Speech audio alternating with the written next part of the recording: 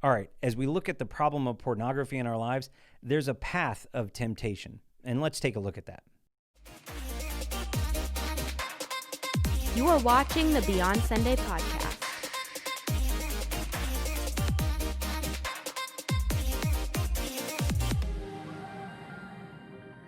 So previously, we talked about whether or not pornography is a sin, and we also did another video where we talked about some resources to help us in our battle against overcoming it.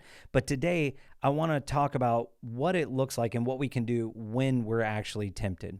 So we talked about the fact that it is a temptation and it is sin. We talked about the fact that there are resources, but kind of how does that play out in the moment? So one of the things I want us to think about is realize there is a process to temptation.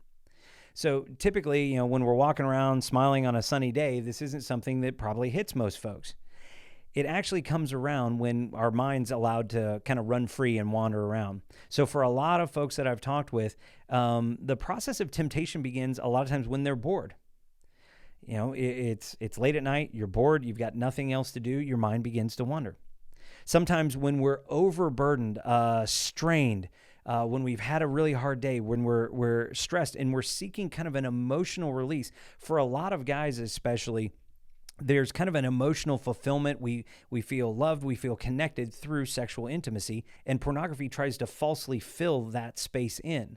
And when we're kind of feeling like, man, I just want somebody to care about me. I feel like I need intimacy with another person. I want to be loved. Then that can be one of those places where we try and fill that in. Another place can be when, if we're married, then we may find ourselves in a relational strain. Our spouse and I aren't on the same page. And for a lot of guys, when I've talked to them, they're in that point during their day when they're hoping that maybe there'll be that intimacy between them and their spouse. And for whatever reason it is, something goes wrong. During the course of your day, the two of you are just kind of at odds and you're not really together on anything. And maybe your wife goes to bed early and just says, you know what, I'm just tired. And at that moment, because of that relational strain, for a lot of guys, they feel tempted. They go, hey, who's looking out for this guy? And at that moment, that's when they start seeking another outlet, somebody to fill that need. It should be a place where only our spouse, only in marriage should that space ever be filled with that intimacy. But in a lot of cases, we start trying to find other things to plug into that space. How does it happen? So we can understand, okay, here's some things that may get my mind wandering towards that place. But how do we get started on the path? So I want us to think about the triggers, the things that kind of step us into that, and think about what are the things that actually mechanically get you moving forward. We understand our mental state, but I want you to be thinking about as you try and figure out how to battle this, what are the activities that get you on the trail of seeking after porn? It doesn't just arrive, it's not just here, it doesn't fall from the sky. You have to go and seek it out. So what are those things that cause you to go and seek it out? Kind of search in your heart and your mind, what have been those things? What was going on in your day that brought you to that place? And then what are the physical activities that kind of lead you into that space? Were you using your phone? Were you kind of searching around on the internet, on your computer?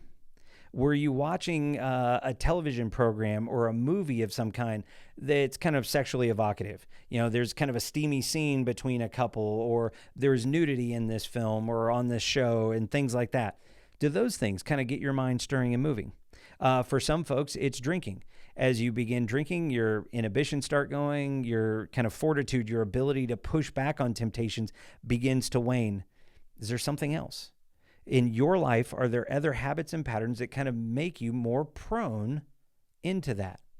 Like I said, I know for some things that there can be traps in the computer use and things like that. As you're in this battle, you're thinking, I'm not going to fall temptation to this. I'm not going to go seek out that pornographic website or go look at that movie or anything else. But we can fool ourselves. We can end up, searching around on the internet, and we can stumble upon some things that make us start thinking and leaning in that way. And suddenly we start falling down the rabbit hole, just, one step at a time, getting closer and closer until we find ourselves falling to that temptation again. But we have to avoid the things that trap us. So when we're in that circumstance, move out of it. So if you're searching through the internet, if there's an article that pops up in your Facebook feed, some kind of news item, something that pops up that is sexually evocative or that triggers in your mind and makes you start thinking about looking for something even more salacious, something that's even more tempting and luring, rather than going into that next step saying, no, I won't go all the way. I'll resist it. Instead of taking that next step, back out all the way. If there's an article, a photo, anything, and you go, oh, I wonder, the moment you think that, you know that these are the traps that have gotten you time and again in the past. Don't go near them. Back away from them completely.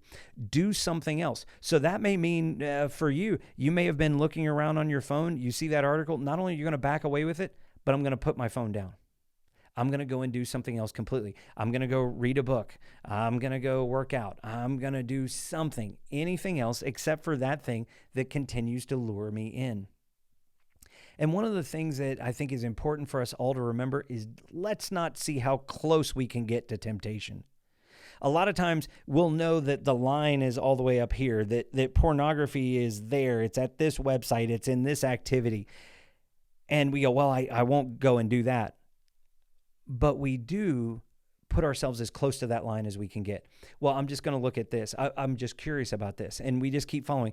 We know somewhere in the back of our mind that this is taking us on a journey, that we're on that path already. And it's almost like we want to prove how strong we are and get as close as we can to that temptation and then push back at the last moment. But Paul gives us this advice in 1 Corinthians 6:18. I love it because a lot of times Paul says is we're dealing with sin, you need to resist. You need to push back and fight. But in this case, he gives a very clear word. He says, flee sexual immorality. So the moment you can figure out what those triggers are, you can figure out those boundaries. He goes, you're on that journey. You see that line up there? Don't see how close you can get. Flee. Turn away and run. And he says this, he says, every sin that a man does is outside of his body, but he who commits sexual immorality sins against his own body. I mean, this is a sin completely against us. It does so much harm. And we talked about that in some other videos. And, so here's Paul telling us, you know what, don't even try to fight this. This enemy is really tough. This is a top-notch enemy. He can thwart you any day of the week if you go one-on-one against him. So don't. Flee. And like we had talked about in a previous video, again, we'll have the link to that down in the description. But in that previous video, we talked about some resources and some things that can help us with those things. So at that moment, rather than pursuing that, let's step away and let's go into some resources that can help us avoid these temptations. One of the most important things, though, is we have to take this problem seriously. If you want this out of your life, it's just the same as any other addiction that happens to us. As a matter of fact, psychologists are discovering that a lot of the same triggers that are inside of our mind are the exact same things that are being tripped over, the same thing that drug and alcohol addiction does to our bodies. So it's important that we take this very seriously. It is a very temporary moment of excitement. It has this idea of sexual fulfillment, but it masks a deep harm that's being done to us because we're not actually finding fulfillment. It's like the rush that drug use gives us. It seems to alleviate and push away pain and makes us happy or excited, but in truth, it's just robbing us. It's just masking over the hurts and the needs that we have in our lives. And the same thing's happening here with pornography. So if we're going to fight off these temptations, we have to figure out what they look like. What can we identify them when they're coming up?